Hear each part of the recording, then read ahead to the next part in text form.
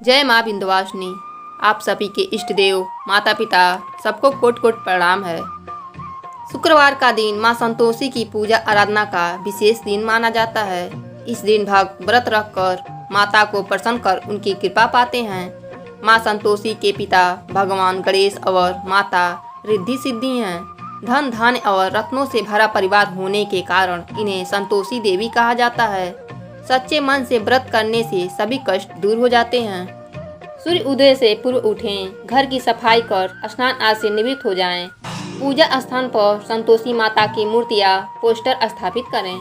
एक लोटे में जल भर कर रखें, उसके ऊपर एक प्लेट में चना और गुड़ भर कर रखें। घी का दीपक जलाकर संतोषी माता की विधिवत पूजा करें। उसके बाद संतोषी माता की कथा सुनें। उसके बाद आरती कर गुड़ चने का प्रसाद बांटें। जल को घर के हर कोने में छिड़क दें। इसी प्रकार 16 शुक्रवार का नियमित उपवास रखें। लास्ट शुक्रवार को व्रत का उद्यापन करें। उद्यापन के दिन 8 बालकों को चंदन लगाकर धूप दिखाकर भोजन कराएं। भोजन में खीर, पूड़ी, जिलेबी, चना खिलाएं।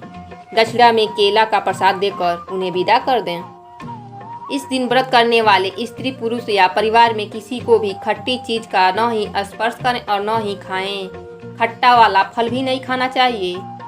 गुड़ और चने का प्रसाद स्वयं भी ग्रहण करना चाहिए। संतोषी माता के व्रत से सभी मनोकामनाएं पूरी हो जाती हैं। जैसे परीक्षा में सफलता ने उसके पति को सपने में कहा कि तुम अपने घर क्यों नहीं जा रहे हो, तो वह कहने लगा सेठ का सारा सामान अभी बिका नहीं है, इसलिए वह पैसा भी नहीं दे रहे हैं। सेठ से सारी बातें बताई और घर जाने की इजाज़त मांगी, पर सेठ ने इनकार कर दिया। माँ की कृपा से कई व्यापारी आए, सोना चांदी तथा अन्य सामान खरीद कर ले गए।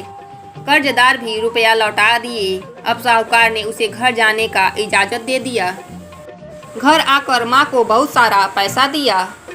पत्नी ने कहा कि मुझे संतोषी माता के व्रत का उद्यापन करना है। पति और सास मान गए। उसने सभी को न्योता देकर उद्यापन की तैयारियां शुरू कर दिया। पड़ोस की एक स्त्री उसे सुखी देखकर उससे ईर्ष्या करने लगी थी। उसने अपने बच्चों को सिखा दिया कि तुम भोजन के समय खटाई जरूर मांगना।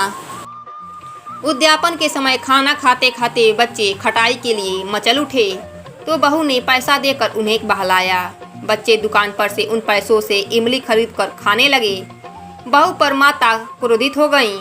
राजा के सिपाही उसके पति को पकड़कर ले जाने लगे।